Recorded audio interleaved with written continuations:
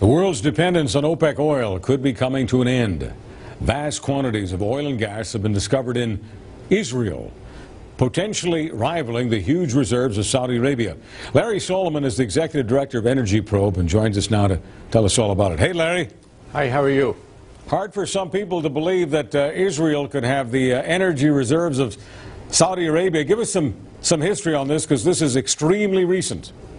Well, Israel, as it turns out, sits on a lot of oil shale. The amount of recoverable oil from that shale is at least 250 billion barrels of oil. That's comparable to what Saudi Arabia has in its reserves. And it could be 500 billion barrels, half a trillion barrels of oil.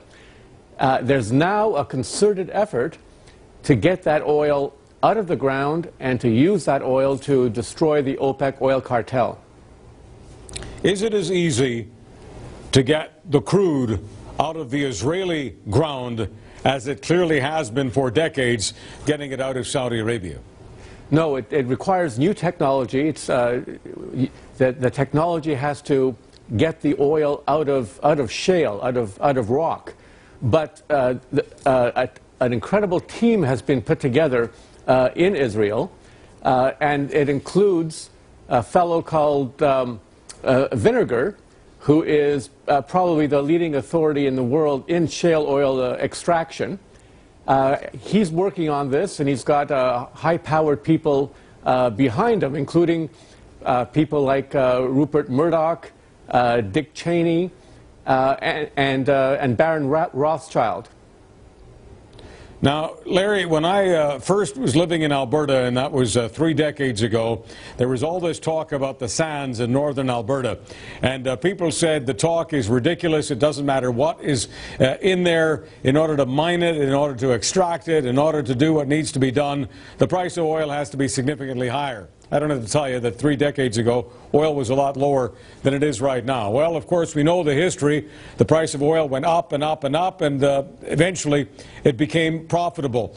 What's it like today? What's the forecast? How high does a price of oil have to go, a price of a barrel of oil, in order for it to be profitable to dig into that Israeli shale?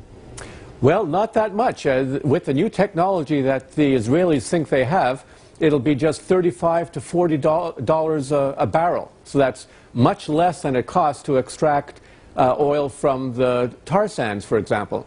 So at that rate, they expect to be extremely profitable, and they expect to be producing a lot of oil. Now, of course, in Western Canada, people understand that there's actually more gas than there is oil.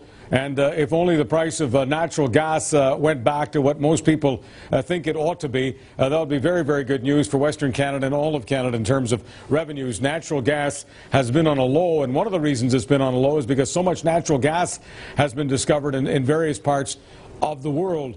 So help me with this. Are we also talking about not just oil in the Israeli ground, but a lot of natural gas as well? What do you know about that?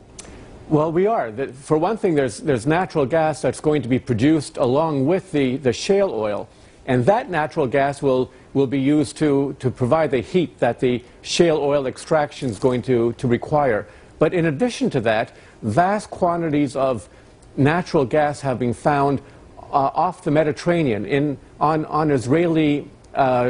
Israeli shores, and that natural gas is being developed now.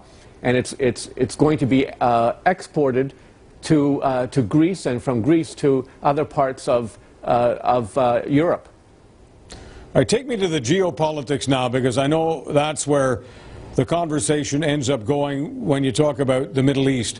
For the last number of years, there has been a lot of, with all due respect and with all due respect and with all due respect, done for the countries of OPEC, not because of how they run their countries, not because of their wonderful human rights, simply because of what's in the ground. Do you think that reverence and deference toward some of those countries will disappear once the Israelis match Saudi Arabia with oil and natural gas? I do think that will happen. You know, people forget that before the OPEC oil crisis of 1973, Israel was actually the darling of the West. Now it's a pariah, but then it was a darling. It was even a darling among the left, among liberals. That changed when when prices of oil went very high, Israel was seen as the cause of those high oil prices. Remove that cause, have Israel able to supply the West, and also have Israel able to supply oil shale technology to European countries, because there's a great deal of oil shale that is around the world, including in Europe, which is desperate for oil. Israel wants to develop the oil in European countries to free them from Arab dependence. Now, Larry, here's something I don't think that you've been writing about, so I'm just, picking this one out of thin air based on the conversation that you're offering us. But we all know that Israel and Palestine are in the same part of the world. They're neighbors, and so people watching naturally are asking the question, well, if there's all this oil and nat gas inside Israel, is it possible that Palestine's got some too? Because they need that a lot for their own economy. What do you think, Larry? Well, it's actually been surveyed by the U.S. Survey, and what they found is that there's a great deal of oil shale and gas in Israel, also in Jordan, but none in the West Bank, and no oil shale in Gaza either.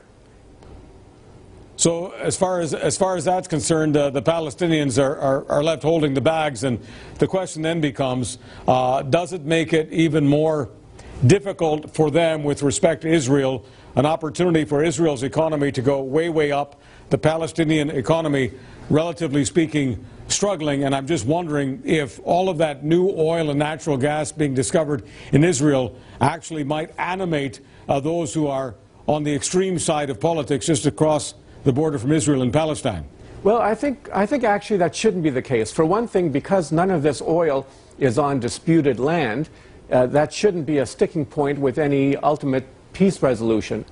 And the Palestinians are actually benefiting. Whenever the Israeli economy does very well, as it has been, the Palestinian economy also does well, because it benefits from the trade with Israel. So in fact, the Palestinian Arabs are doing very well compared to, for example, Arabs in neighboring countries that don't have the same benefit of trade with Israel. So the more affluent that Israel becomes, the more affluent that Palestinians in the West Bank should become. The West Bank economy in the last couple of years has actually grown in double digits, although they start from a very, very low base. I guess you'd agree, and we just have a few seconds left here, that if you had the same government in Gaza that you do have in the West Bank, you'd have a much more buoyant economy in Gaza. Quickly, if you could, Larry. That's right. I agree entirely. And if peace ever came, then everyone in the region would prosper. Larry Solomon of Energy Probe, thank you very much as always. My pleasure, Charles. Appreciate what you have to